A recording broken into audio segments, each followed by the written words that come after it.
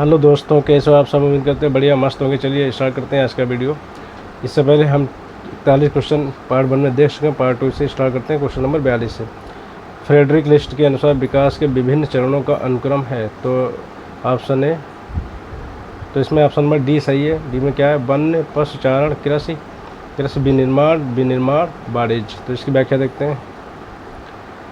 व्याख्या: Frederick list के अनुसार विकास के विभिन्न चरणों का अनुक्रम निम्नवत है। 1 वन्य विकास चरण, नंबर 2 पशुचारण काल, नंबर 3 कृषि का प्रारंभिक विकास, नंबर 4 कृषि का विनिर्माण चरण, नंबर 5 विनिर्माण चरण, नंबर 6 वाणिज्य का विकास।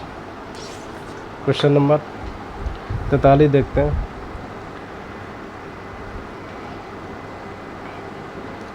दिए गए रेखाचित्र में एक उत्पादन संभावना सीमा पीपीएफ को चित्रित किया गया है। एक कम विकसित देश एलडीसी होगा। तो इसका ऑप्शन नंबर ए सही है, उत्पादन संभावना सीमा के भीतर। तो हम इसकी व्याख्या देखेंगे। इसकी व्याख्या है, उपरोक्त रेखाचित्र में एक कम विकसित देश उत्पादन संभावना सीमा के भीतर होगा। विकसित देशों की प्रकृति उत्पादन संभावना वक्र पर चलते रहने की होती है। Question number 44। क्वेश्चन नंबर 44 में देखते हैं क्या है। सूची फर्स्ट को सूची सेकंड के साथ सुमेलित कीजिए तथा सूचियों के नीचे दिए गए कोड का उपयोग कर सही उत्तर का चयन कीजिए। सूची फर्स्ट और सूची सेकंड। तो क्या है? इकोनॉमिक ग्रोथ एंड स्ट्रक्चर किससे संबंधित है? ये आपका कुजनेट से संबंधित है। नंबर 2 से B readings in the theory of income distribution किससे संबंधित है? ये आपका फेलनर से संबंधित है। An essay on Marxian economics, ये आपका जॉन रॉबिन्सन से संबंधित है। The theory of geographical location of economic activity, ये आपका W.H. डीन से संबंधित है। तो इसमें ऑप्शन नंबर ए सही है। तो हम इसकी व्याख्या देखते हैं। सूची फर्स्ट सूची second. A economic growth and structure Kuznets से संबंधित है। B readings in the theory of income distribution Fellner से संबंधित है।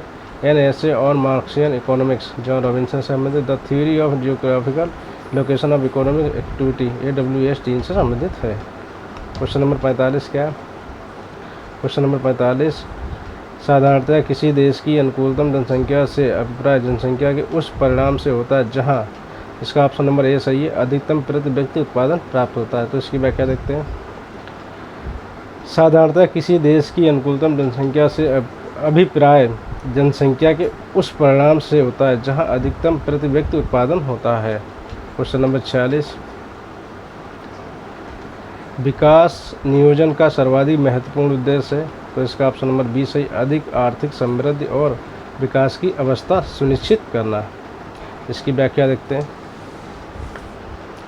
इसकी व्याख्या है, विकास नियोजन के प्रमुख उद्देश्य निम्नवत हैं। नंबर 1 आर्थिक समृद्धि एवं विकास की दर को सुनिश्चित करना। नंबर 2 राष्ट्रीय आय एवं प्रति व्यक्ति आय में वृद्धि करना। नंबर 3 आत्मनिर्भरता प्राप्त करना। नंबर 4 रोजगार के अवसरों में वृद्धि करना। नंबर 5 आय की असमानता को कम करना। नंबर 6 संतुलित क्षेत्रीय विकास करना। नंबर 7 प्राकृतिक संसाधनों का समुचित विनियोजन। नंबर 8 जीवन स्तर में सुधार करना। क्वेश्चन नंबर 47 देखते हैं। निम्नलिखित वक्तव्यों पर विचार कीजिए।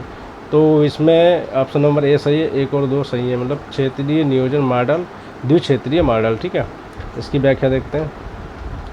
निम्नलिखित वक्तव्य सही है। नंबर 1 क्षेत्रीय नियोजन मॉडल, नंबर 2 द्विक्षेत्रीय मॉडल। क्वेश्चन नंबर 48, पूंजी संघनीकरण का यह प्रक्रिया जिसमें, इसका ऑप्शन नंबर डी सही है, प्रति श्रमिक उत्पादन में वृद्धि के साथ प्रौद्योगिकी में परिवर्तन होता है। क्वेश्चन नंबर 49 देखते हैं। इसकी व्याख्या देखते हैं। पूंजी संघनीकरण का वह प्रक्रिया जिसमें प्रति श्रमिक उत्पादन वृद्धि के साथ प्रौद्योगिकी में परिवर्तन होता है। क्वेश्चन नंबर 49, निम्नलिखित वक्तव्य पर विचार कीजिए। मध्यवर्ती प्रौद्योगिकी आधारित है। तो इसमें ऑप्शन नंबर ए सही है, 1, 2 और 3 सही है। आयातित कच्चे माल पर। नंबर 2 और अधिक मात्रा में उपयोग वस्तुओं के उत्पादन पर। नंबर 3 स्थानीय आगतों और स्थानीय बाजारों पर। इसकी व्याख्या देखते हैं। मध्यवर्ती प्रौद्योगिकी आधारित है। नंबर 1 आयातित कच्चे माल पर। नंबर 2, अधिक मात्रा में उपयोग वस्तुओं के उत्पादन पर। नंबर 3, स्थानीय आगतों और स्थानीय बाजारों पर। क्वेश्चन नंबर 50, यदि गैलेन-सेन-लावेंस्टीन कसौटी का भारतीय अर्थव्यवस्था में तकनीकों के वर्णन का विकास करने में उपयोग किया जाए तो उससे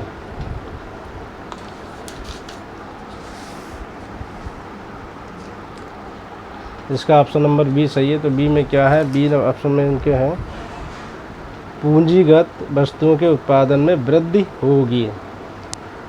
इसकी व्याख्या देखते हैं।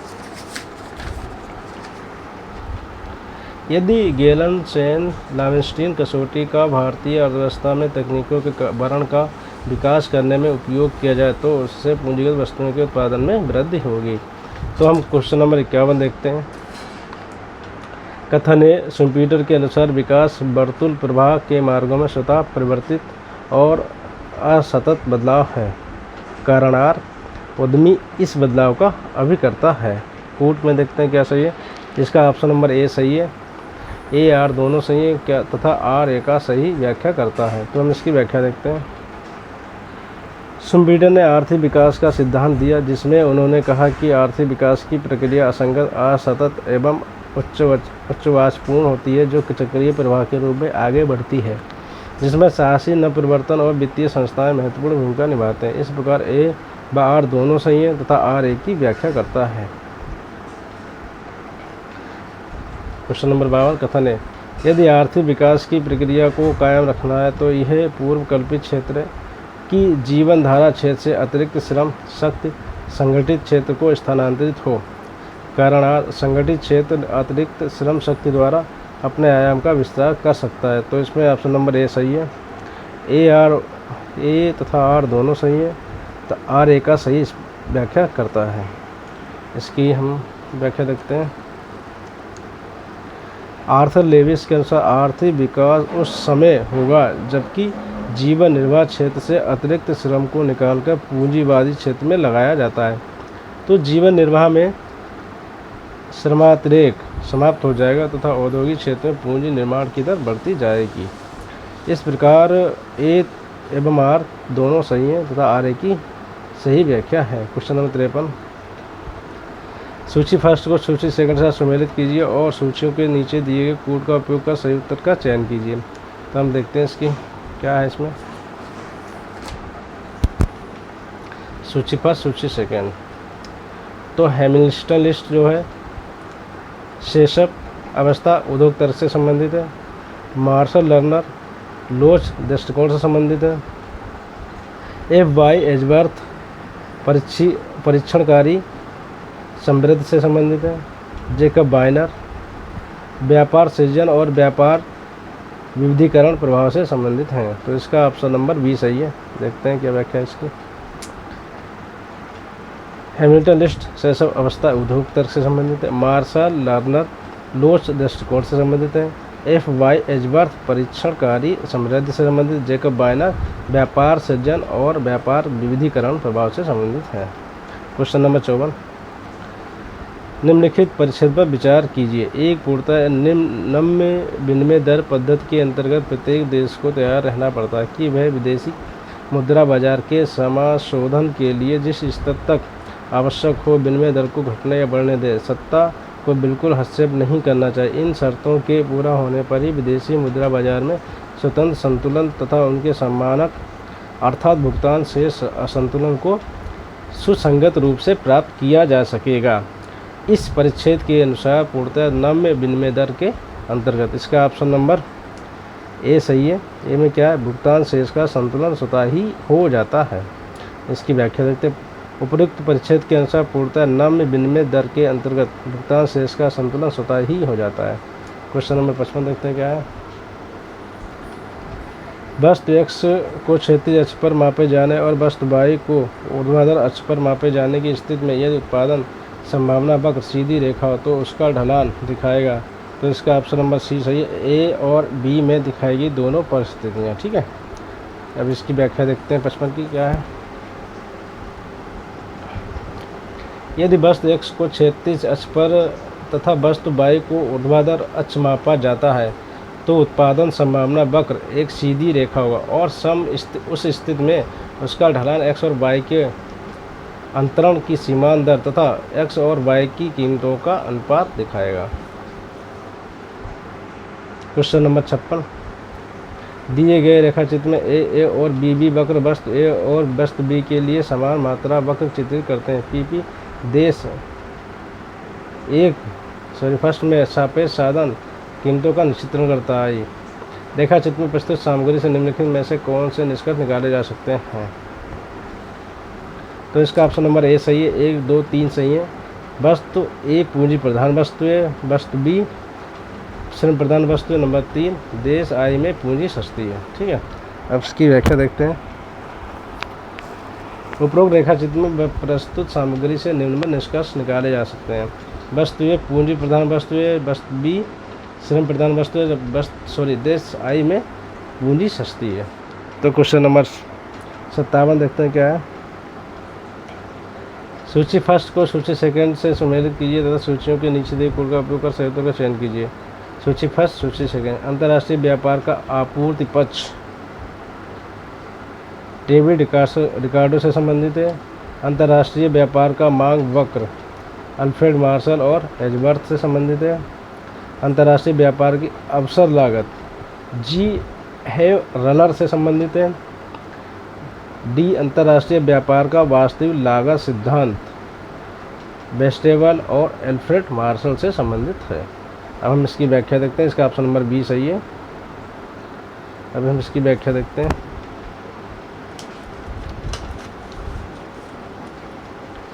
अंतर्राष्ट्रीय व्यापार का आपूर्ति पक्ष डेविड रिकार्डो से संबंधित। अंतर्राष्ट्रीय व्यापार का मांग वक्र अल्फ्रेड मार्शल और एजवर्थ से संबंधित है।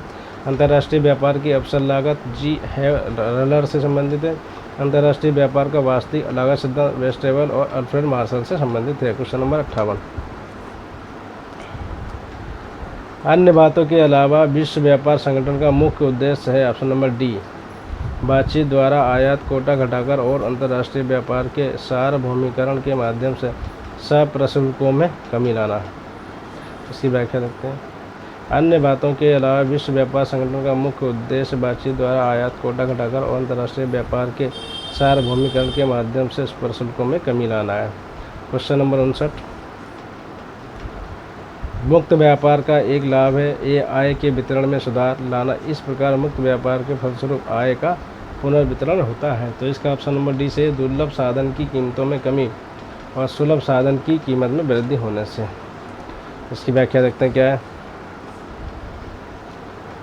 इसकी व्याख्या है, मुक्त व्यापार से निम्नलिखित लाभ होते हैं। नंबर 1 उत्पादन अधिकतमीकरण होता है। नंबर 2 कल्याण में वृद्धि होती है। नंबर 3 राष्ट्रीय आय में वृद्धि होती है। नंबर 4 विशिष्टीकरण को बढ़ावा मिलता है। इससे प्रचुर साधन की आय में वृद्धि होती है एवं राष्ट्रीय आय का बेहतर वितरण सुनिश्चित होता है। नंबर 5 बाजार का विस्तार होता है। नंबर 6 अंतर्राष्ट्रीय व्यापार संबंधी आधारभूत सुविधाओं के विकास को भी प्रेरित करता है, जैसे बीमा, बैंकिंग, विपणन एजेंसी, जहाजरानी आदि। क्वेश्चन नंबर 60 देखते हैं क्या है। क्वेश्चन नंबर 60 है, यदि घरेलू उपभोक्ताओं की मांग अनंत रूप से लोचदार है और विदेशी उत्पादक की आपूर्ति पूर्णतया बेलोचदार है तो पूरा प्रशुल्क, इसका ऑप्शन नंबर कौन सा? इसका ऑप्शन नंबर बी सही है, विदेशी उत्पादक द्वारा अदा किया जाएगा। तो हम इसकी आगे व्याख्या देखते हैं क्या है। यदि घरेलू उपभोक्ताओं की मांग अनंत रूप से लोचदार है और विदेशी उत्पादक की आपूर्ति पूर्णतया बेलोचदार है तो पूरा प्रशुल्क विदेशी उत्पादक द्वारा अदा किया जाएगा। प्रशुल्क लगाने के बाद व्यापार शर्त में सुधार दूसरे देश के प्रस्ताव वक्र की लोच पर निर्भर करता है। यदि दूसरे देश का देय वक्र या प्रस्ताव वक्र पूर्णतः लोचदार तो प्रशुल्क के बाद व्यापार की मात्रा में संकुचन होगा और व्यापार की शर्त में बिल्कुल सुधार नहीं होगा तथा इसके विलोमसा भी। क्वेश्चन नंबर 61 क्या है। क्वेश्चन नंबर 61 देखते हैं, अनुकूलतम प्रशुल्क उस बिंदु पर होता है जहां प्रस्ताव की लोच, ऑप्शन नंबर सी सही है, इकाई से अधिक परंतु अनंत से कम होती है। इसकी व्याख्या देखते हैं। प्रायः प्रशुल्क लगाने से प्रशुल्क लगाने वाले देश की व्यापार शर्तों में सुधार होता है और प्रशुल्क लगाने वाले देश का कल्याण सुधरता है। इस प्रकार जो प्रशुल्क देश के कल्याण को अधिकतम बनाए अनुकूलतम प्रशुल्क कहलाता है। अनुकूलतम प्रशुल्क उस बिंदु पर होता है जहाँ प्रस्ताव की लोच इकाई से अधिक परंतु अनंत से कम होती है। यदि प्रस्ताव वक्र की लोच e बराबर 1 तब इष्टतम प्रशुल्क अनंत होगा। यदि प्रस्ताव वक्र की लोच e बराबर अनंत है तो इष्टतम प्रशुल्क 0 होगा। क्वेश्चन नंबर 62, गेट दौरों और उससे संबंधित वर्षों के निम्नलिखित युग्मों में से कौन से सही सुमेलित हैं? तो इसका ऑप्शन नंबर सी सही है, यानी 2 और 3 सही हैं। कैनेडी दौरे 1964-1967, टोक्यो दौरे 1973 से 1979। ठीक है, इसकी व्याख्या देखते हैं। गेट के दौरों बैठकों उनसे संबंधित वर्षों के निम्नलिखित युग्म सही सुमेलित है। जेनेवा दौर 1947 स्विट्जरलैंड, एनएनसी दौर 1949 फ्रांस, टोरक्वाय दौर 1950-51 इंग्लैंड, जेनेवा दौर 1955-56 स्विट्जरलैंड, कैनेडी दौर 1964-67 और टोक्यो दौर 1973-79 जापान। तो क्वेश्चन नंबर 63, मान लीजिए कि कपड़ा धोने की मशीन उद्योग को संरक्षण देने के उद्देश्य से सरकार कपड़ा धोने की मशीन की कीमत पर 10% मूल्यानुसार का नगद कर लगाती है। कपड़ा धोने की मशीन की कुल लागत 10,000 रुपये, प्रधान घरेलू साधन का अंश 40% और आयातित आगतों का 60% नगद कर के बाद कपड़ा धोने की मशीन की प्रति इकाई कीमत 11,000 रुपये, 10,000 रुपये प्लस 1,000 रुपये होगी। इस स्थिति में कर की प्रभावी दर है, तो ऑप्शन नंबर सी सही है, 25%। माना कि कपड़ा धोने की मशीन उद्योग को संरक्षण देने के उद्देश्य से सरकार कपड़ा धोने की मशीन की कीमत पर 10% मूल्यानुसार नगद कर पर लगाती है। कपड़ा धोने की मशीन की कुल लागत 10,000 रुपये, प्रधान घरेलू साधन का अंश 40% है और आयातित आगतों का 60%। नगद कर के बाद कपड़ा धोने की मशीन की प्रति इकाई कीमत 11,000 होगी। इस स्थिति में कर की प्रभावी दर 25% होगी। क्वेश्चन नंबर 64, दिए गए रेखाचित्र में एक देश का चित्रण किया गया है जो ए और बी दो ही वस्तुओं का उत्पादन करता है। पीपी उत्पादन संभावना वक्र दिखाता है। इस विषय में निम्नलिखित वक्तव्यों पर विचार कीजिए। तो इसका ऑप्शन नंबर बी सही है, 1 और 2 सही है, बाकी